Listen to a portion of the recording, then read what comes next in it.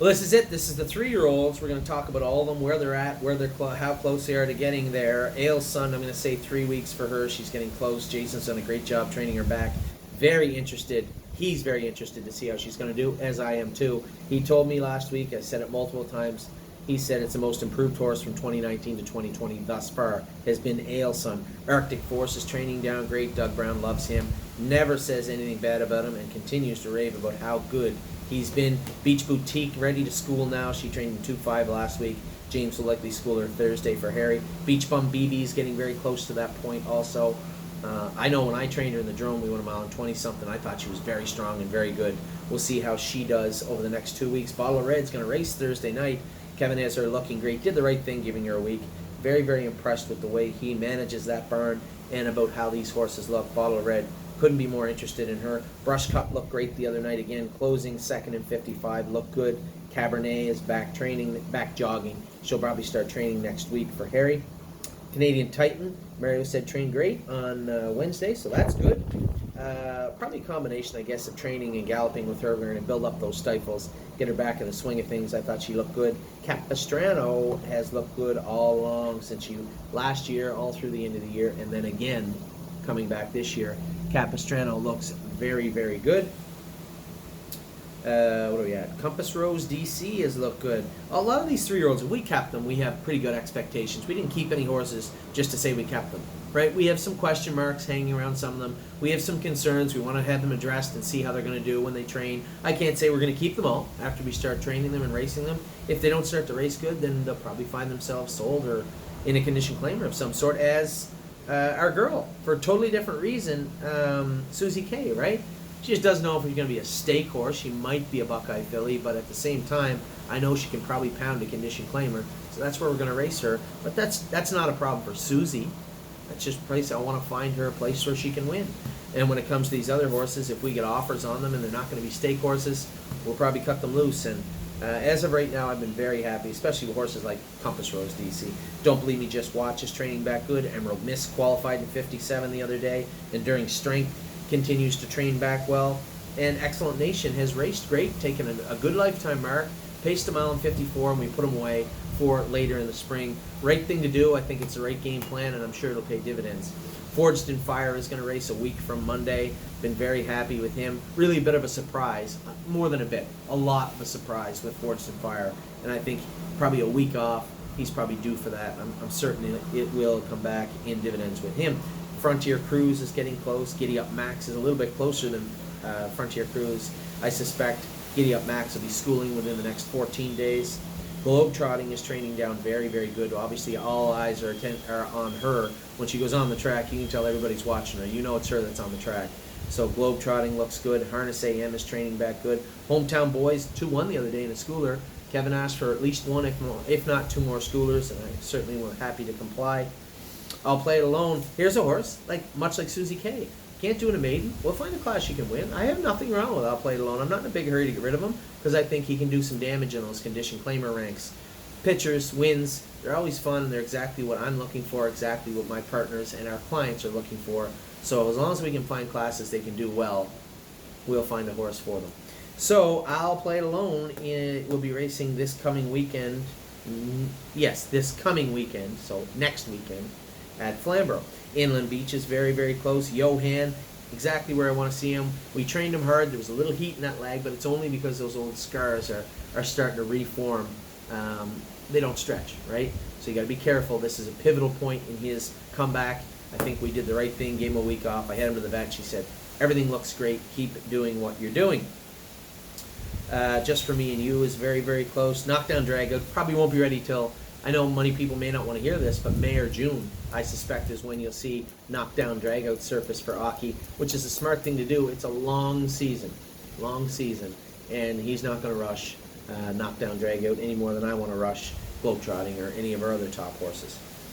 Miss Brampton Beast is about 3 weeks out, I think. Don't quote, I guess you can quote me on that. I said it on video, but I'm very happy with what I saw her do the other day. I'm curious to see how Kevin's going to continue with her training. Miss Mischief Maker qualified the other day. A few little question marks. We have an active offer from one of our clients. It's a breeder to buy Miss Mischief Maker to breed her. I'd love to see her succeed on the track, but if she can, I'm sure she'll succeed in the breeding shed. We'll see how that plays out. Muscle Chrome is very close. Nancy Allison's schooling next week. Muscle Chrome might be a week or two after her, but Nancy Allison will be schooling this Thursday at Mohawk. Need Your Opinion is training down well, as is Olympic Hopeful. Again, these horses are all closing in on qualifying dates.